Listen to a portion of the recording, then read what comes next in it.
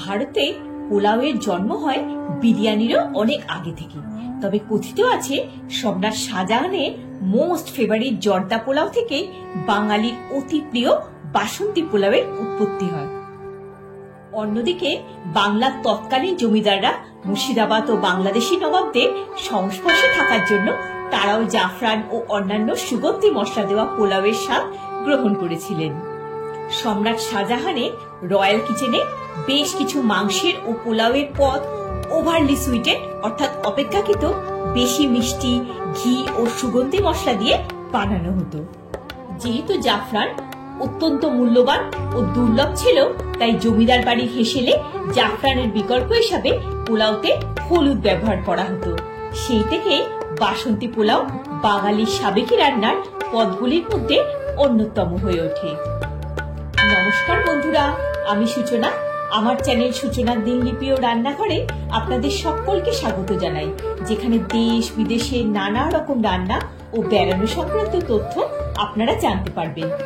বাসন্তী পোলাও বানানোর জন্য গোবিন্দভোগ চাল, কাজু, কিশমিশ, ঘি, চিনি, নুন, গোটা গরম মশলা, সাদা তেল নিয়ে নিয়েছি। একটা বোলে মেজারিং কাপে 1 কাপ গোবিন্দভোগ চাল নিয়ে নিয়েছি।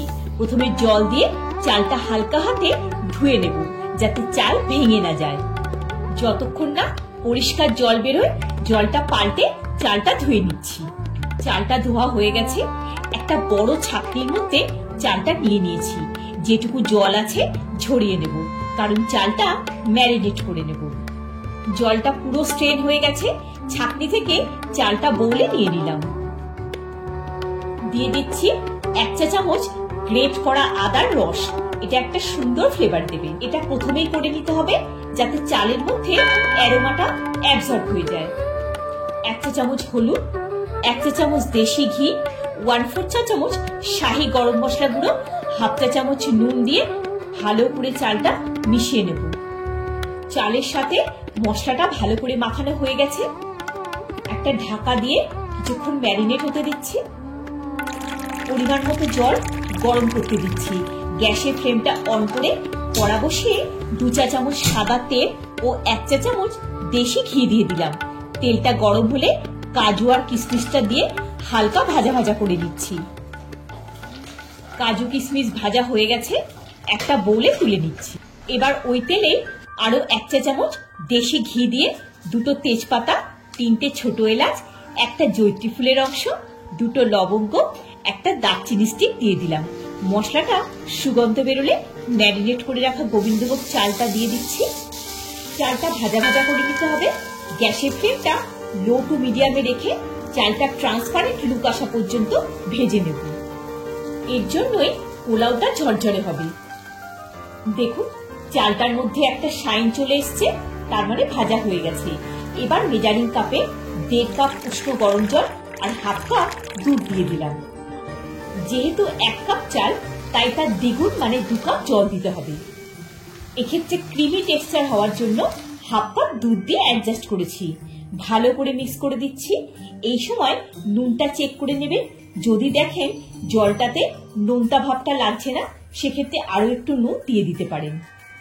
একটা ঢাকা দিয়ে কুক হতে দিলাম। গ্যাসের ফ্লেম লোতেই রাখা আছে। 7 মিনিট মতো হয়ে গেছে। ভাজা কাজু আর কিশমিশটা দিয়ে দিলাম। দিয়ে দিচ্ছি 2টো কাঁচা লঙ্কা। এটা ফ্লেভারের জন্য, ঝালের জন্য নয়। মিক্সিতে পরিমাণ মতো চিনি গুঁড়ো করে নিয়েছি। আমরা যেহেতু পোলাওতে মিষ্টিটা একটু বেশি খাই, তাই 1/4 কাপ ও 2 টেবিল চামচ গুঁড়ো চিনি দিয়ে দিলাম। গুঁড়ো চিনিটা ভালো করে মিশিয়ে নিচ্ছি। চালটা অর্ধেক কুক হয়ে গেছে। এবার চিনিটা দেওয়ার জন্য একটু জল বেরোবে আর বাকিটাও কুক হয়ে যাবে। ঢাকা দিয়ে আরেকটু কুক হতে দিচ্ছি। মিনিট 2 হয়ে গেছে। আমার চ্যানেলে বাসমতি চাল দিয়েও বাসন্তী পোলাওয়ের একটি রেসিপি দেওয়া আছে, চাইলে দেখে নিতে পারেন। ড্রাই রোস্ট করা জায়ফল গ্রেট করে দিয়ে দিলাম সুন্দর ফ্লেভারের জন্য, তবে খুব বেশি দেওয়া যাবে না, তেতো হয়ে যেতে পারে। 1/4 চা চামচ শাহি গরম মশলা মিশিয়ে দিলাম। গ্যাসের ফ্লেম বন্ধ করে দিচ্ছি। Basanti pulao ready. 1 minute standing time দিয়ে সার্ভ করে দেব। পোলাওটা গলে যায়নি, ঝরঝরেই আছে। আমিষ নিরামিষ যে কোনো পদের সাথে দারুণ মানায় এই বাসন্তী পোলাও। যতই আজকাল আমরা বিরিয়ানির প্রেমে হাবুডুবু খাই না কেন, বাসন্তী পোলাও মেনুতে থাকলে একেবারে বাজিমাত। কাজু কিশমিশ দিয়ে গার্নিশ করে দিলাম। তাহলে বন্ধুরা, সামনেই আসছে জামাই ষষ্ঠী, রগরগে মাংসের পদের সাথে কম্বাইন করুন মোহময়ী বাসন্তী পোলাওকে, অনবদ্য লাগবে। ভিডিওটা যদি ভালো লেগে থাকে একটা লাইক দিয়ে চ্যানেলটা সাবস্ক্রাইব করে পাশে থাকার অনুরোধ রইল। সবাই খুব ভালো থাকবেন, সুস্থ থাকবেন। দেখা হচ্ছে পরের একটি পর্বে। ধন্যবাদ।